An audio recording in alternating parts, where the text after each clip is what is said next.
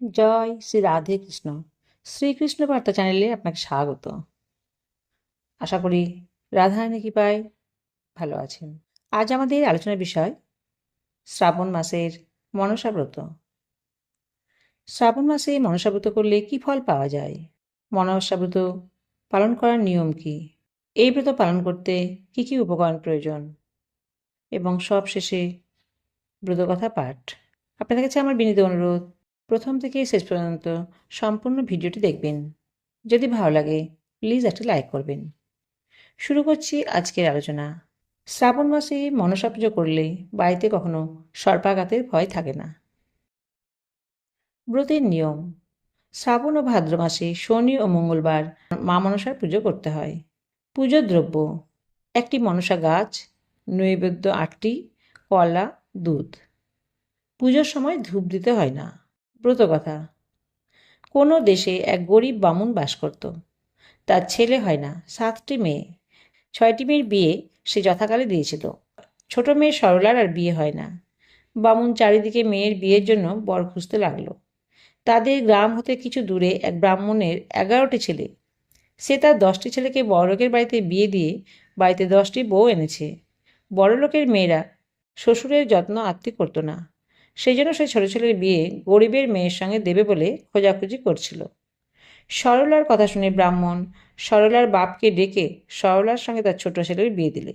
সরলা গরিবের মেয়ে, শাশুড়ি ও জায়েরা তাকে ঘৃণা করত। বাড়ি শুদ্ধ এক শ্বশুর ছাড়া তাকে কেউ দেখতে পারত না। বড় দুঃখেই সরলার দিন কাটে। সে দিনরাত্রি অঝোর নয়নে কাঁদে আর মাকে ডাকে। বলে, মা, গরিবের মেয়ে বেঁচে থাকে কেন? জন্মেই কেন মরে না?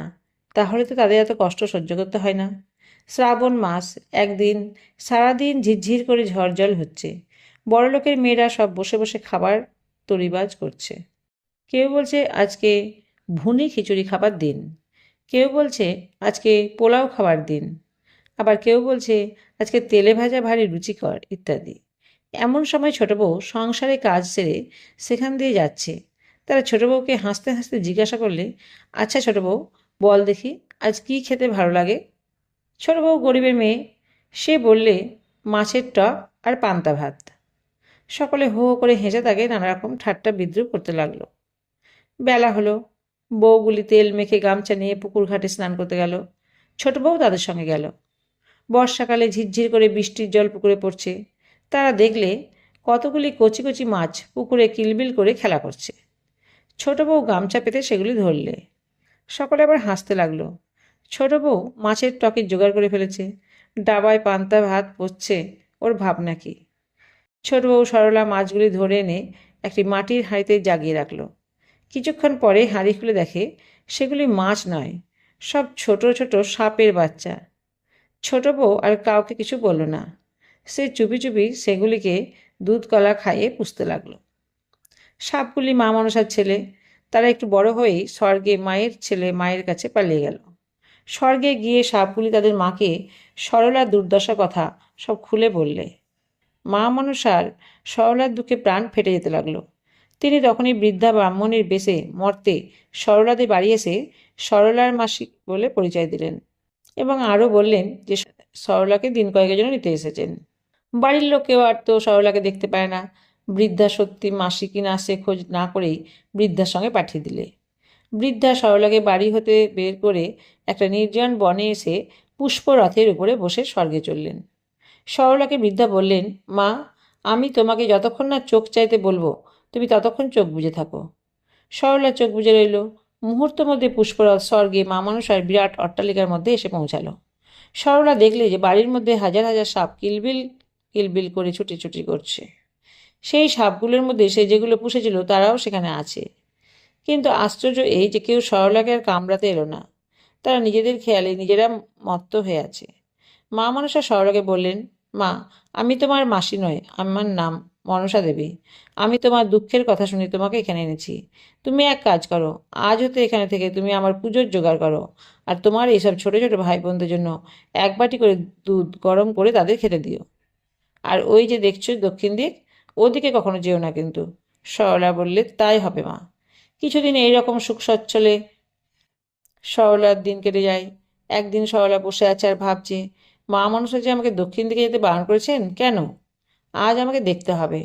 সরলা দক্ষিণ দিকে গিয়ে দেখলে মা মনসা নৃত্য করছেন। সে এমন সুদৃশ্য নৃত্য যে সরলা ছোট ছোট সাপ ভাই বোনগুলি দুধ গরম করতে ভুলে গেল। হঠাৎ সরলার দুধ গরমের কথা মনে হলো। সে তাড়াতাড়ি ছুটে এসে দুধ গরম করলে। তারপরে সাপ ভাইদের খাবার সময় হতে তারা খেতে এলো। গরম দুধ খেতে গিয়ে মুখ পুড়িয়ে মাকে গিয়ে নালিশ করলো। আরও বললে আজ ওকে ছোবল দিয়ে মেরে ফেলবো। মা মনসা বললেন তা হবে না, তার চেয়ে ওকে গহনা পরিয়ে ওর শ্বশুর বাড়িতে পাঠিয়ে দেওয়া হোক। তাই হলো, সরলাকে এক গায়ে গহনা পরিয়ে তার শ্বশুরবাড়ি পাঠিয়ে দিলেন।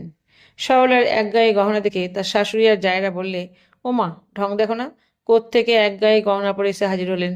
তখন সরলা বললে, ষাট ষাট, আমার ভাবনা কিসের?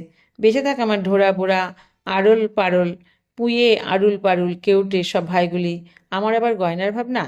এবারে এক গায়ে পড়েছি, ফিরে বারে গা ভর্তি গয়না পরে আসবো।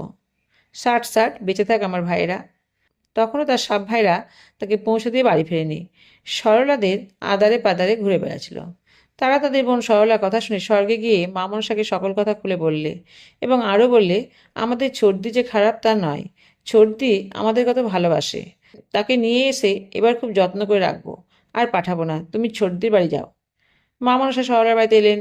সরলাকে যেখানে যেমন সাজে সেই রকম গহনা পরিয়ে সাজিয়ে দিলেন আর বললেন, মা তুমি পৃথিবীতে আজ হতে আমার পুজো প্রচলন করো। আমি ফণী মনসা গাছে বাস করব। দশহরা ও নাগপঞ্চমীর দিন ওই গাছের ডাল এনে বাড়িতে পুজো করো। আর প্রতি বৎসর ভাদ্র মাসে শনি ও মঙ্গলবারে আমার পুজো করে পান্তা ভাতে আমার ভোগ দিবে। তাহলে কখনো তোমাদের সর্প ভয় থাকবে না। এই বলে মা মনসা অন্তর্হিতা হলেন। সেই থেকে মা মনসার পুজো দেশে প্রচার হলো। ইতি মা মনসার ব্রতকথা সমাপ্ত। সুধী ভক্তবৃন্দ, এতক্ষণ আপনারা মা মনসার ব্রতকথা শ্রবণ করলেন। যদি এই ভিডিওটি আপনার ভালো লাগে তাহলে প্লিজ একটা সাবস্ক্রাইব করে পাশে থাকবেন। সবাই ভালো থাকবেন, সুস্থ থাকবেন। রাধে রাধে।